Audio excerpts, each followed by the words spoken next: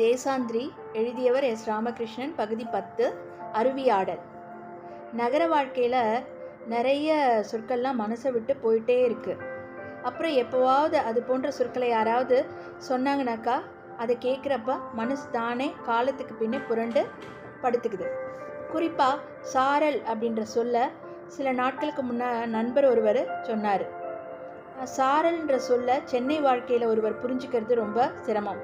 காரணம், கடற்கரை போன்ற நகரங்களில் மழை எப்போவுமே ஆவேசமாக தான் பொழியும். சாரல்ங்கிறது வெறும் சொல்லல்ல, அது ஒரு உணர்ச்சி.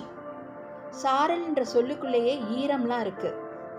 வேப்பம்பூக்கள் உதிர்வது போல் மழை பட்டும் படாமலும் நாள் முழுக்க பெஞ்சிக்கிட்டே இருக்கிறதும், மழைக்கு ஊடாவே பதுங்கி பதுங்கி வெயில் வர்றதும், ரெண்டும் ரகசியமாக கரம் கோத்து ஒன்றா நடனம் ஆடுறதும் அந்த சொல்லின் உள்ளே பதுங்கி இருக்கு. திருநெல்வேலி மாவட்டத்துக்காரர்களுக்கு சாரல்ங்கிறது அவங்க வாழ்வோட ஒரு பகுதி. கோடையோட மூர்க்கம் தணிந்து பொதிகை மலையின் மீது மழை பெய்ய துவங்கி குற்றாலத்தில் அருவி கொட்ட துவங்கியதுமே ஊரெங்கும் சாரல் கட்ட துவங்கிடும். அடுத்த 3 மாத காலம் காற்றில் எப்போவும் சாரலும் ஈரமும் இருந்துக்கிட்டே இருக்கும். குற்றால அருவியில் தண்ணீர் வர துவங்கிடுச்சுன்றது வெறும் தகவல் இல்லை, அது ஒரு சந்தோஷம்.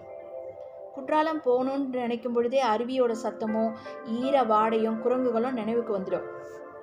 ஜோக் ஃபால்ஸ், சாலக்குடி அருவி, ஒகேனக்கல்னு இந்தியாவில் இருக்கிற எத்தனையோ பெரிய அருவிகளை பார்த்துருக்கேன்.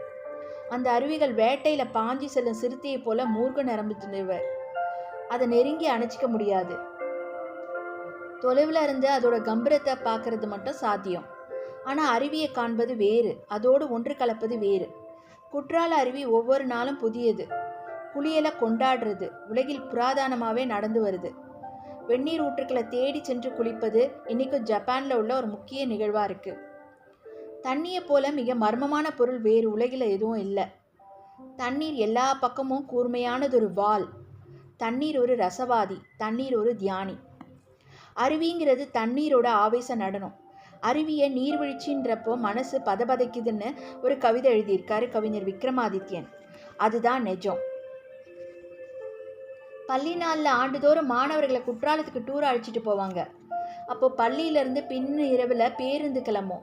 இதுக்காக பள்ளிக்கு மாலையே வந்து எல்லாரும் காத்துட்ருப்போம். பகலில் மட்டும் பார்த்துருந்த வகுப்பறைகளை இரவில் பார்க்குறது வினோதமாக இருக்கும். சாக்பீஸால் ஸ்லேட்டில் அருவி வரைஞ்சி காட்டிக்கிட்டு இருப்பாங்க சிறுவருங்க. எப்படி வரைஞ்சாலும் அது அருவியோட உருவம் தானே. சில நேரம் நான் வரைகிற அருவியின் சித்திரம் ஸ்லேட்டை தாண்டி வெளியிலும் போயிட்டுருக்கோம். அருவி தண்ணீர் வெளியே ஓடுதுன்னு அதற்கு நான் விளக்கம் கொடுப்பேன்.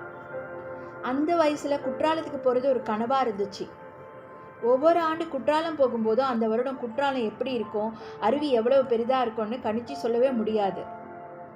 தூக்கம் அப்பிய பின்னிரவோடு பேருந்துக்காக காத்துட்டு இருந்தப்போ அருவியில் தேய்த்து குளிக்கிறதுக்காக எண்ணெய் பாட்டில்களை மாணவர்கள் டவுசர் பாக்கெட்டில் உடையாமல் வச்சபடியே குசு குசுன்னு பேசிகிட்டு இருப்பாங்க. அவங்க கண்ணில் அருவி காணும் ஏக்கம் மினுக்கிக்கிட்டு இருக்கும். உலகிலேயே மிகப்பெரிய அதிர்ஷ்டம் பஸ்ஸில் ஜன்னல் சீட் கிடைக்கிறதான். அதுவும் குற்றாலம் போகிறப்ப ஜன்னல் சீட்டு கிடைச்சா அவன் நிச்சயம் பாக்கியசாலி. அந்த பாக்கியம் எனக்கு நிறையவே கிடச்சிருக்கு. சாலை இருட்டு கண்ணுக்கு தெரியாத பெரிய அருவியை போல் வழியெல்லாம் விழுந்துக்கிட்டே இருக்கும். ஆனாலும் யாரோ விரல்களால் கிச்சு கிச்சு முட்டுறது போல் சாரல் காற்று மெல்ல பற்றி கொள்ள துவங்கும். தூங்கிடக்கூடாதுன்னு ஜெபித்தபடியே கண்ணை கசக்கிட்டு இருட்டை வேடிக்கை பார்த்துட்டே இருப்பேன். குற்றாலம் இன்னும் எவ்வளோ தூரத்தில் இருக்குதுன்னு கண்ணை தேடிக்கிட்டு இருக்கும். குற்றாலம் தொலைவிலேயே தன் இருப்பை காட்டிட்டு கொண்டு விடுகிறது. எதிரில் கடந்து செல்லும் பேருந்துகளில் காஞ்சி கொண்டு இருக்க ஈரத்துண்டுகளும் தண்ணீர் சிலுப்பும் தலைகளும் அருவியை அறிமுகம் செஞ்சுவிடும். குற்றாலம் வெறும் ஊர் இல்லை, அது தண்ணீர் விரல்கள் பின்னும் ஒரு கூடாரம். சாலைகள் எங்கும் தண்ணீர் வழிஞ்சோடிக்கிட்டே இருக்கும். ஈர வீடுகள், ஈர மரங்கள், ஈரத்தில் நனைந்த காகங்கள், ஈர விடுதிகள், ஈரம் படிந்த பழங்கள், ஈரத்தில் நனைந்த பேச்சு, ஈரத்தில் நனைந்த சிரிப்பு என ஊரே நீரின் பரவசத்துக்குள் தன்னை பொருத்தி கொண்டு இருக்கிறது. அருவியை பார்த்து சிரிக்காதவர் யாராவது இருக்காங்களா என்ன? அருவியின் முன்னே வயது கலைஞ்சு போயிடுது. அருவியை கண்ட ஆச்சரியத்தோட கையை குறுக்க கட்டிக்கிட்டு மெல்லிய நடுக்கமும் கள்ள சிரிப்புமா நிற்பவங்களில் எவர் எந்த ஊருன்னு எப்படி அடையாளம் காண்பது? அருவியின் முன்னே நம் பேச்சுக்கள் எல்லாம் ஒடுங்கிடுது.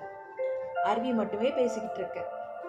தேனருவி, செண்பகாதேவி அருவி, சிற்றருவி, ஐந்தருவி, பழைய குற்றால அருவின்னு ஒவ்வொரு அருவியும் ஒரு குணம் கொண்டது. அருவிகளை சிநேகிப்பது எளிதானதில்லை, அது பாம்பை வசியப்படுத்துவதை விட அரிதானது. அருவிகளிடம் நம்ம ஒப்படைப்பது மட்டும்தான் அதில் நாம் ஒன்று கலப்பதற்கான ஒரே வழி. அருவி நம்மளோட உடல்ல தன் விரல்களால் எதையோ எழுதி போகுது. மனம் ஒரு ஈரத்துண்டை போல நழுவிக்கிட்டே இருக்கு. தண்ணீரில் நிறங்களை ஜாலம் செய்ய விட்டபடியே வெயில் தள்ளி நின்று நம்ம பார்த்துட்டு இருக்கு. மலைகள் மௌனமாக நம்ம அவதானித்துட்டு இருக்கு. ஈரத்தை மனது முற்றா உணர்ந்தது குற்றாலத்தில் தான். நம் வீடுகளில் தெருக்கல்ல கண்ட ஈரமும் இதுவும் ஒன்றும் இல்லை. குற்றாலம் மழையின் தாழ்வாரம், நீரின் கேளிக்கை அரங்கம். சில வருஷங்களுக்கு முன்னாடி தற்செயலாக ஒரு மே மாத இறுதியில் குற்றாலம் போய் இறங்கியிருந்தேன். பேருந்து நிலையம் காய்ந்த சருகை போல வெறிச்சோடி இருந்தது. ஜன நடமாட்டமே இல்லை. ஈரவாட மருந்துக்கு கூட இல்லை. பாறைகள் முறுக்கிக்கிட்டு இருக்கு. வெயில் பிடித்த வீதிகள், அடைத்து கிடக்கிற விடுதிகள், நகரம் முழுமையாக காலி செய்யப்பட்டு விட்டதா அப்படின்ற மாதிரி ஒரு வெறுமை. நடக்க நடக்க சாலைகளின் கொதிப்பு காலில் ஏறுது. அருவியின் அத்தனை தண்ணீரையும் குடித்தது எவரது தாகம்? எங்கே போச்சு அந்த ஈர சோடுகள்லாம்? நகரில் அந்த தடயமே இல்லை. மரங்கள் கூட பழுப்பேறி இருந்தது. பறவைகள் ஒளி இல்லை. அருவியை நோக்கி நான் நடந்து போனேன். பொங்கி வழியும் அருவி விழுந்த இடம் வெறும் பாறையாக இருந்துச்சு. என்னால் நம்பவே முடியல. அருவி வழிந்த தடமே இல்லை. குற்றாலநாதரும் அம்மையும் கூட வெயிலை குடித்து முயங்கி போயிருந்தாங்க. என்ன மாயம் இது? எந்த நகரம் அருவியின் பிடிக்குள்ளாகவே இருந்ததோ அதுவே நீர் சுவடே இல்லாமல் போயிருக்கிறதே. அப்பதான் எனக்கு புரிஞ்சுது. குற்றாலத்துக்கு 2 உடல்கள் இருக்கு. அது 2 தோற்றம் கொண்டு இருக்கு. நான் கண்டது சாரல் காலத்து குற்றாலம், இப்ப காண்பது கோடையின் குற்றாலம். பகடையை உருட்டுறது போல இயற்கை தன் கையிலிருந்து எப்பவும் தண்ணியை உருட்டி விடுதோ அப்பதான் இந்த ஊர் ஈரம் கொள்கிறது போலும். அருவியே அல்ல, அருவிக்கு மூலமா உள்ள இயற்கையை புரிஞ்சுக்கிறது எளிதானது இல்லைன்னு அப்ப எனக்கு தோன்றுச்சு. தண்ணீர் இல்லாம உலர்ந்து போயிருந்த அந்த பாறையை தொட்டு பார்த்தேன். பொங்கி வழியும் பொங்குமா கடலின் மீது ஏறி நின்று பார்த்தேன். குற்றாலம் இயற்கையால் தான் ஒவ்வொரு முறையும் எழுதப்படுகிறது. இயற்கை தான் வரைந்த சித்திரத்தை தானே மாற்றி எழுதிவிடுகிறது. சில மணி நேரத்துக்குள்ளாவே அந்த நகர்ல இருந்து வெளியேறி போயிடணுன்ட்டு என் மன இறுக்கம் உருவாச்சு. அங்கிருந்து பஸ் ஏறினேன். நிலம் வெடிச்சு கிடந்தது. பனைகள் சலனமற்று இருந்தது. பருந்த போல சூரியன் தனியை சுற்றிக்கிட்டு இருந்தது. 2 மாதங்களுக்கு பிறகு குற்றாலத்தில் அருவி கொட்டுதுன்னு என்னோட ஃப்ரெண்ட்ஸ் எல்லாம் கூப்பிட்டாங்க. மனம் திரும்பவும் பள்ளி வயதை போல அருவியை பற்றி கனவு காண துவங்கியது. இப்போவும் சாரல் அப்படின்ற வார்த்தை குற்றாலம் என்ற ஊரை மட்டுமே நினைவுபடுத்தி கொண்டிருக்கிறது.